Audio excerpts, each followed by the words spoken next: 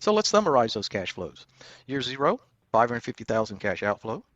Then year by year by year, we'll assume 5 years, the differential cash flows are 125,000 a year. And then in the last year, we have terminal cash flow of 168,000. Now notice that the last year of the project, you have two cash flows. You have the last year of differential cash flow, and then you have the terminal cash flow. Now, is this a good project or not? Should the firm adopt it or not? We're going to use two criteria to evaluate potential investment projects, something called the internal rate of return and something called net present value. Now, internal rate of return is just another word for yield. Remember, when we were talking about bond, we talk about the price and the yield of bonds. Well, the term yield and internal rate of return is the same thing, the same mathematical calculation. So that's one criteria we're going to be used, will be based on the internal rate of return. Another criteria will be based on something called net present value.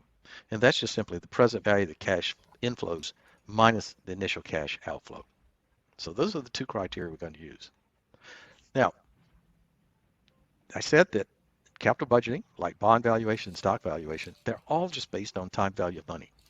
And I said that IRR and yield are really the same thing, and PV and price are the same thing. Well, let's just compare bond valuation and capital project valuation. The 550,000 negative cash. When we talk about bonds, we call that 550 the price. Now we're calling it initial cash flow. The 125 a year for bonds, those were the dollar interest payments made each period to the investor, and that was PMT. Now we're calling it differential cash flow. The 168,000, well, for bonds, that was face value, the return of face value of the maturity of the bond. Now we're calling it terminal cash flow. So it's the same thing, exactly the same thing. They're both time value money problems. Now, we solve bond valuation using those five white keys. So if this is the same thing, we ought to be able to use the five white keys again. So let's do that. Let's first solve for the yield, or internal rate of return. 125,000 is PMT, 5 is in, negative 550,000, that's PV, 168,000 is FV. I'm going to compute IY, and I'll get 11.74. Now I can call that 11.74 the yield, or I can call it internal rate of return. They're just two different words that mean the same thing. Now for bonds, remember, we could solve for yield or price. So let's solve in the other direction. Let's solve for price. Let's solve for PV. 125,000, that's PMT. 5 is in. IY, well, we just solved for that. It's 11.74. 168,000 is FV. We compute PV, and we get 550,000. Okay, so it's the same thing, same thing. Now, hopefully, or wistfully, that would be how easy it is. Unfortunately, it's a little bit more difficult.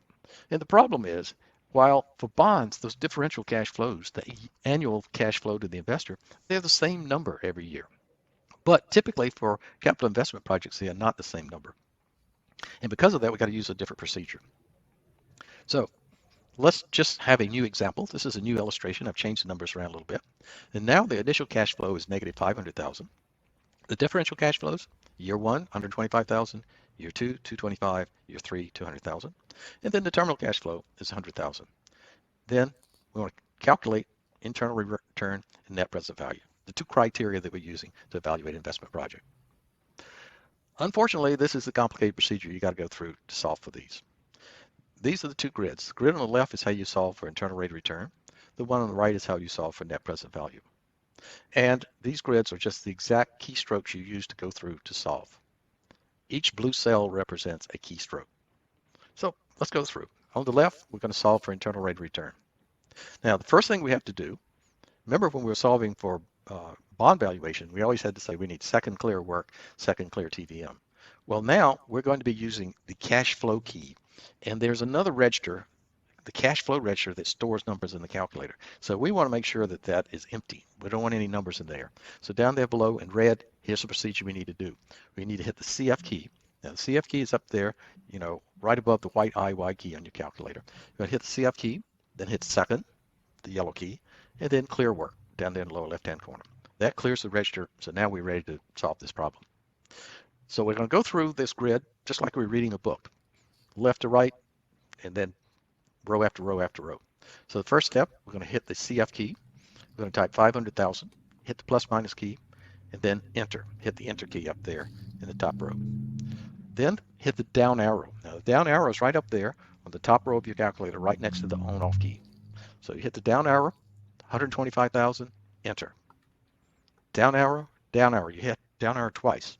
Now, when you hit it the first time, it's some print's going to show up on the screen. Just ignore it. You hit that down arrow twice, and then 225,000, enter. Down arrow, 300,000. And what's the 300,000? Remember, that's the last year of differential cash flow plus the terminal cash flow. So that's what that 300,000 is. Hit the enter key, down arrow, and then you want to hit the internal rate of return key.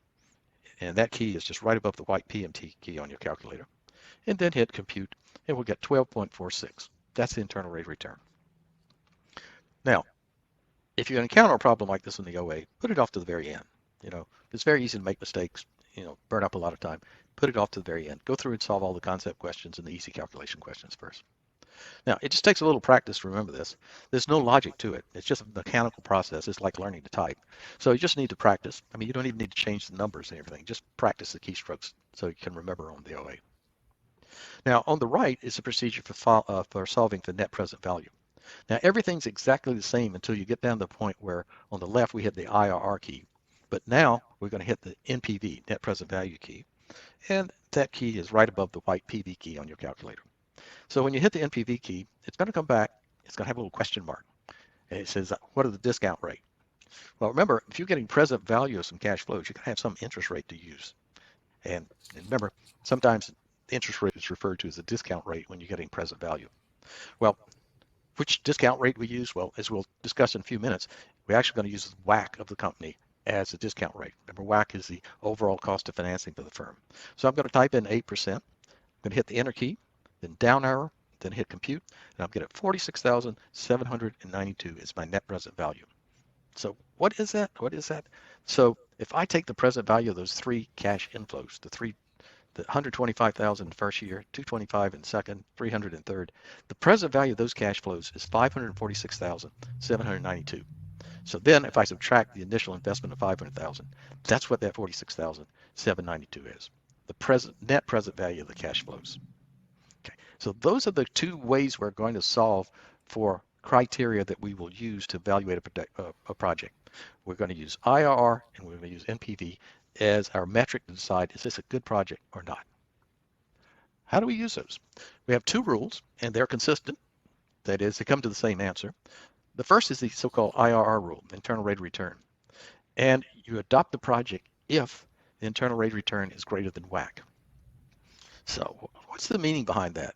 Well, internal rate of return, just think of that as that's the revenue flowing in from the investment project. How much cash are we generating by acquiring those robots? WACC, that's the cost of funds. What does it cost us to raise the cash to go out and buy those robots in the first place? So logically, we want revenue to be greater than cost. So that's the criteria. IRR is greater than WACC. Now, both of these, they're like percentage numbers. IRR is some number like 12%. WACC is some number like 10%. So when we talk about the profit, if we say IRR minus WACC, we're talking about a percentage number.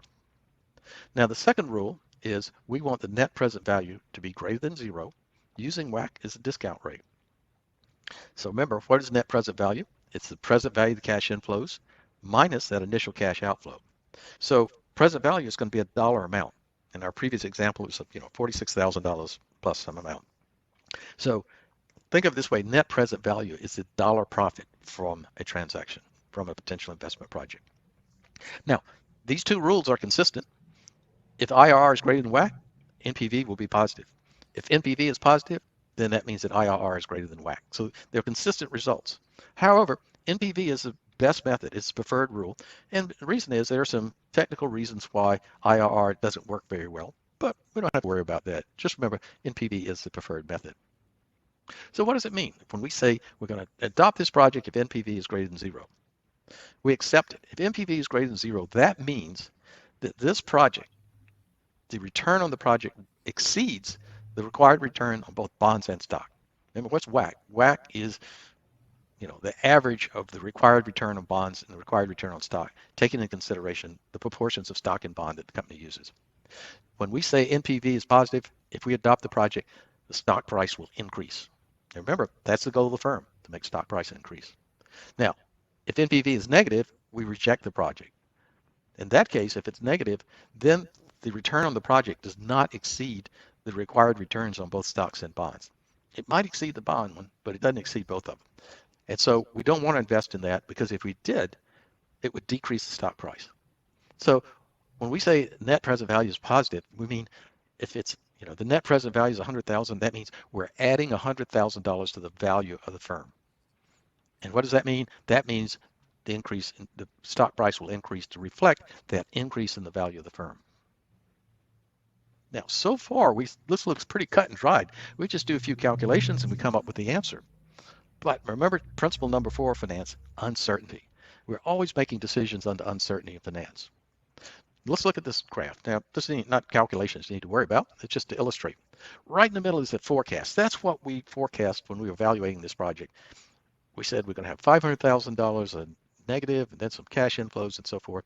And given that forecast of those numbers, the NPV was a positive 51,792. Now, under uncertainty, we'd say, oh, that's clear. This is a good project. I'm going to invest in it.